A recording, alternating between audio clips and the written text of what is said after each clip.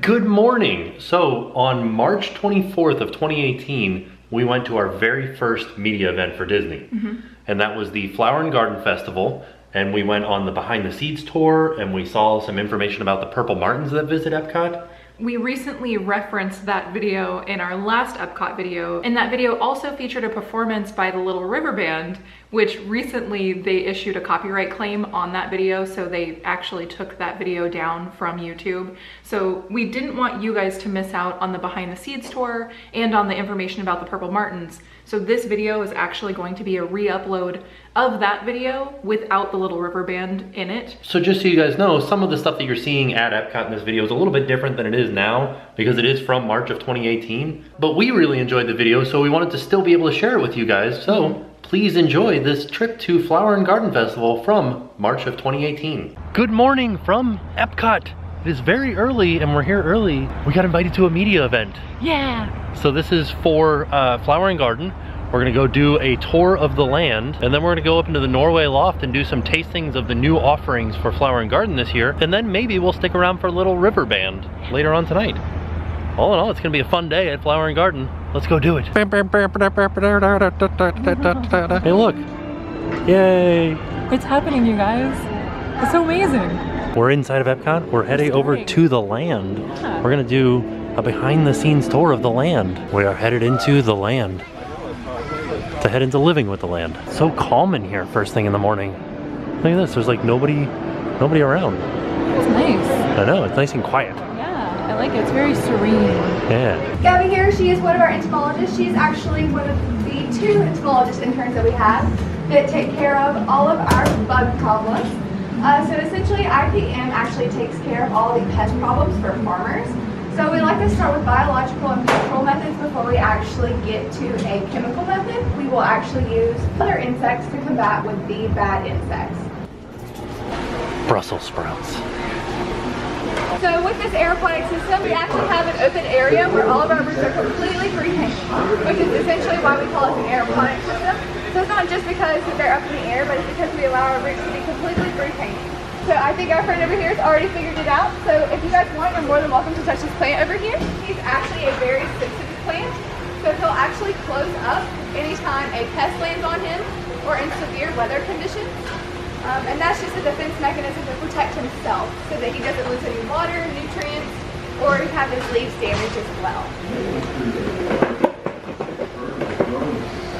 So he'll actually close up all the way, especially if it's a heavy winter, heavy rain. He'll open up in about 15 to 20 minutes and we can say goodbye to him on the way out. So Les actually has a really awesome treat for us. Some of our hydroponically grown cucumbers. While he's passing out cucumbers, you can actually take home with you if you would like. So we have several different things that you can actually do at home. Very good. The raised beds just essentially help us with our food safe facility. Because we do send all of our different foods to the different restaurants around the land here. If whatever we don't use for Sunshine Seasons and Garden Grow, we actually send it to DAC to help feed all the different animals there. The plant that you guys see right here is actually going to be our passion fruit. You guys are more than welcome to pass around the flower. The flower itself is actually used for cosmetics and perfume. There's a fig tree and a hollyhock behind it. No? I did. I have like 2 cups. I can't make it without my coffee. These guys are actually going to be our coffee trees. So we actually had a previous intern go to Uganda to be a coffee farmer with his experience from here. Coffee is actually really, really expensive for several reasons. One of those reasons is because of the coffee cherry itself. The coffee cherry is what will contain the coffee beans. It actually takes 32 of those coffee beans to actually make 1 8-ounce cup of coffee in a morning. Oh, and there's a Mickey. Typically, the biggest 9-pound lemon that we've ever had was about 12 pounds, but they'll usually get anywhere from 7 to 9 pounds. Typically, a regular 9-pound lemon will make 1 to 2 gallons of lemonade. That one is probably about 7 pounds. So we're actually about to go into our aqua cell unit, which is super, super loud. I feel like I'm part of the ride right now.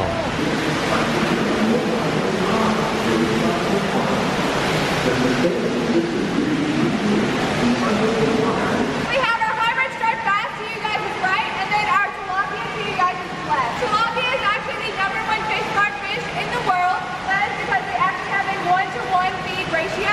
So every pound of feed you feed these fish, they will actually gain a pound. We're gotta feed them. They're ready. Look at them. They're jonesing for some food. Hey there, fishes. They didn't eat any of my food. Oh no, I'm gonna do it too. They're coming, they're coming. Oh, they're coming. Hey, fish, over here. Just come over here. Look at This guy. Yeah, he's like, I'm getting it all. So when you guys come to Walt Disney World and you eat tilapia, we fed your tilapia. Oh. What do you think it is? Oh, do I have to guess? Yeah, guess. Okay, let's see. Hold on. Oh, like pickles. Oh, maybe it's dill. I don't know what it is. Pepper flows. Our pepper is actually number 17 right here. So you can kind of see the difference. Our black pepper actually comes off of our Mickey vine over here. So I asked a good question. What was it? She's gonna answer it.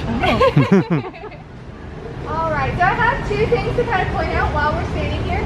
One of them, we actually had a question from our gentleman in the front over here. He was actually asking why the sand is different. So why is that? Why do we have to wear booties?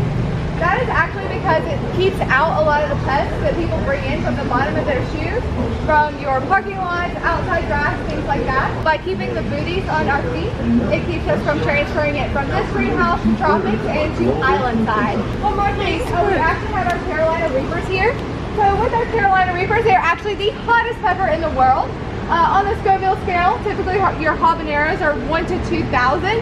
These guys are about 1 to 2 million on the Scoville scale of spiciness.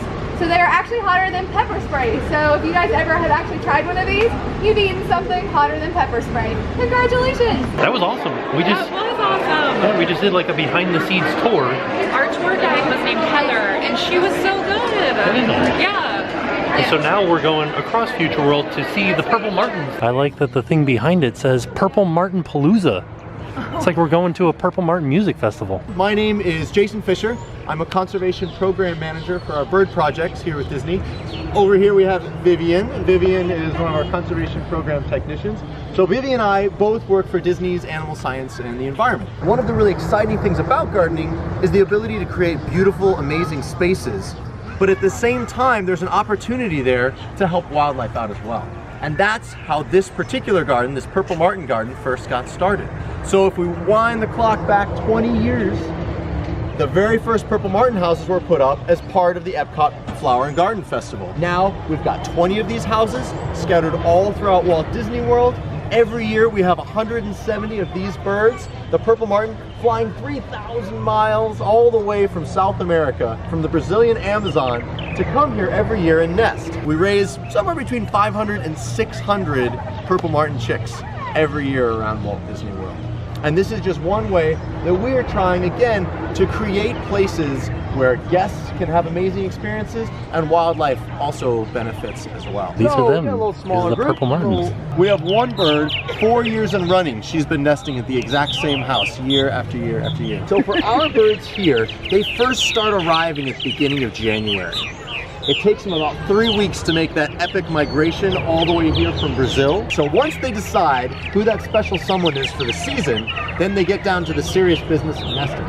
So inside every one of those gourds is a little pack of pine needles.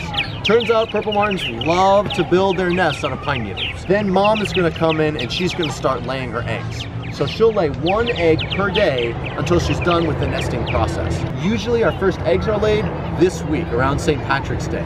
But this year they were 3 weeks early. And that means that we actually have some eggs in some parts of Walt Disney World that have either already hatched or are just about to hatch. There's one particular egg, I thought it was going to hatch yesterday. The timing is so well known for this species that as soon as that first egg is laid, you can look forward to when hatching should be started. That egg, it actually changes the way it looks right before they hatch. It changes from all white to more kind of a bluish color. And man, it was all bluish. And I thought there was a chance that in the middle of showing it, I was gonna see like that baby bird start to peck out of that egg. It's that close. There's other types of Purple Martin houses that they'll use as well, but they love these gourds. That actually goes back hundreds and hundreds of years ago to when Purple Martins first started nesting around people. So it turns out American Indians used to put out gourds in their villages to dry. Purple Martins back then were nesting in woodpecker holes in trees. And that very first Purple Martin decided, you know, I could stick with the woodpecker hole thing, or I could try something different. I could mix it up a little. And it moved into one of those gourds. And the practice caught on. more and more purple martins started nesting in those gourds, American Indians started intentionally putting gourds out to attract purple martins, and that practice spread all throughout eastern North America. If you'd like to, you can check that out, and you can check out the birds up a little bit closer. Males are the ones that are darker in color. The females are the ones that are more brown. Are you able to see anybody there? Yeah. Yeah. Can you tell if it's a boy or a girl? Oh, there's both.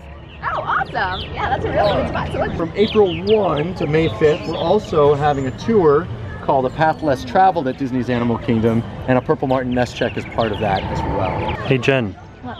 what's your name? What's my name? Is it Steven with a B? There's a bee. There's a B, he's right there. See? That's awesome. Holy cow, I had no idea about the purple, like I knew about the purple martins, I just didn't know that much about purple martins. I want purple martins. I know, she was saying that there's things that they like the view of the water, and they like to be kind of in an open space, and I was thinking like, should we put one by the pool? Well, they like natural water because the bugs in the natural water attract them. I feel There shouldn't be any bugs in our pool. Well, but there are. Oh no. Hey Jen, Yeah. do you think they have any Figment Pops left? I don't know, I can't see any anywhere. Right? Me neither. I don't know. They also have the Dooney and Burke Figment bag, which is, oh no, it's not even Dooney and Burke, it's just Epcot. I don't know. It looks like the Loungefly bags. I think they're just Disney brand. Oh, smart. Yeah. Wow. It's cool. Yeah, this is really neat. I do like that. There's also a new Dooney and Burke Flower and Garden purse. I just don't know where it's at right now. Hey Jen, this is turning out to be a pretty fun day. Yeah, I love it. Wouldn't you say? I would say. Would you say that there's been anything that beats it? I'm gonna go ahead and say that I was trying to find a way to put a turnip in there. A turnip pun, it wasn't working. I think we did figure out that it is a beat. Like this is 100% a beat. Now we're headed over towards Norway because we're gonna go up to a room over top of Norway that I've never been to. I didn't even know there was a room there. Yeah, and we're gonna eat lunch. We're gonna have some tastes of some of the items that are available at the booths that are new this year. I'm excited. I'm excited too. Excited to see everything. Excited to see the room, Yeah. the food, and I'm hungry. I am too. So not only is there Spike's Pollination Nation exploration here at Flower and Garden, but because it's getting close to Easter, we've got the egg extravaganza as well. So we're looking for eggs around World Showcase and for a little Spike bee guys. You guys remember when Flower and Garden first started, we were asking about this bakery? This is just the Norway bakery. It's got all the same items. I believe the one that's in the Norway pavilion is under refurbishment. That's where we used to go and get the school bread. Yes. See, here's where the bakery normally is, but as you can see, it's closed right now. I got real lost. Oh, look, we did it. Holy cow. Here's all the layout that they've got for us. Oh, this is gonna be good. I cannot wait to try some food. Nice. Hello. Ooh, we've got quite a spread, don't we? Oh, I messed it up. I totally put my fork in it already. Oh no, that's okay. It's real life. This is so good. What is it? And it's the Jamaican braised beef with pigeon pea rice and micro cilantro. Ooh, what else did you get? What's this one? Oh, this is the salmon tartare sandwich, which I didn't get to try when we went to the festival, so I'm excited about that. And then this is the pulled pig slider with coleslaw. And I got my spicy hot dog over here. And we also got the cheesecake from the Honey Bistro. And we got violet lemonade too. Oh, and the berry basket. Those little crumbles there are actually tofu, not cheese. And this was from the berry basket. It's greens with fresh strawberries, crisp quinoa, and strawberry vinaigrette. Now that we've had a chance to taste everything, what was your favorite thing that you tasted today? I thought my favorite was going to be the shrimp and grits, because I love shrimp and grits, but this was so delicious. It was like a meal. Like a whole dinner. It felt like a whole dinner. I thought because it was Jamaican braised beef that it would be like that jerk seasoning, but it's not. It just tastes like, I don't want to say pot roast, but kind of that has that flavor. It's really good. What was your favorite? My favorite was the pulled pork slider from the Smokehouse Barbecue and Brews. I feel like your answer never changes. Oh, it was so good though. It was very good. What about dessert? We both had a different dessert each. I love the scone. It was like a lemon scone with mixed berry compote and creme fraiche. Yeah. I don't know, it was delicious. And I also loved my dessert, which was the cheesecake from the Honey Bistro. A local wildflower honey mascarpone cheesecake with orange blossom honey ice cream garnished with fennel pollen meringue kisses. They've got a list of the different tours that are available during Flower and Garden. And one of the things that they did tell us is that the Royal Tea Garden Tour is selling like hotcakes. cakes, and that they are actually sold out about a month in advance right now. While we're on a break right now, I wanted to show you guys this room that we're in, and we're actually over top of the Norway Pavilion, and this used to be like a museum. They're coming in with like trays of food, and I was like entranced because I was like, more? What is this? But this used to be a like a special events space. It was like a Norway museum. So if you look, and it's obviously it's not anymore, but there are still remnants of the museum. Yeah. And so these are, you know, arts and crafts from Norway. And there's all kinds of different ones all over around the room. Like this outfit and these shoes. Look at the little teeny tiny shoes. We're all done with the media event now, but we do have some fast passes. So first up on our list, Frozen Ever After. Yeah. I feel like we've ridden this ride 100 times this month. Woohoo, big summer blowout. Welcome to Elsa's Ice Palace for the first time forever.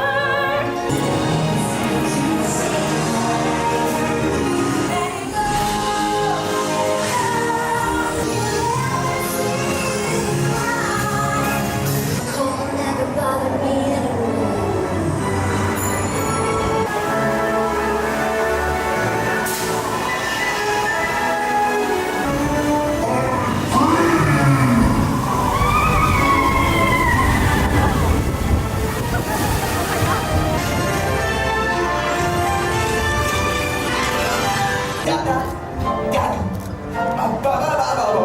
Back over at the land to ride Soarin'.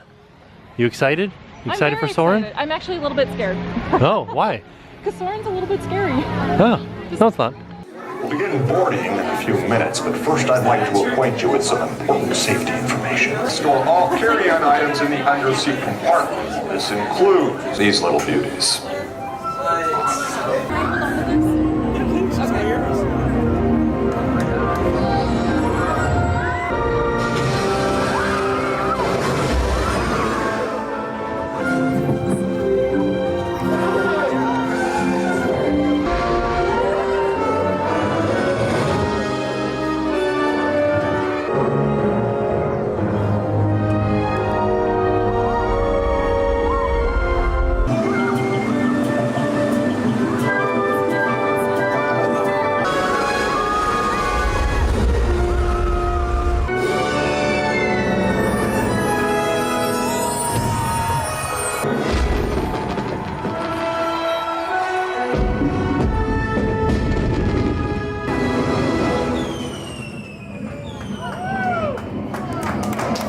What an excellent day at Epcot for Flower and Garden for the 25th anniversary, our very first media event. Yeah, it was really, really exciting. Yeah, and we got to do a behind the scenes tour. Yeah. We got to learn about the Purple Martins. That was actually one of my favorite parts of the day. Yeah, mine too. Yeah, it was really interesting. It was a lot more interesting than I thought it was going to be. Yeah. I loved it. That was awesome. Yeah. Excellent day. And with that being said, we are off. We'll see you guys tomorrow. Hey guys, it's Valerie, and now it's time to pay the price.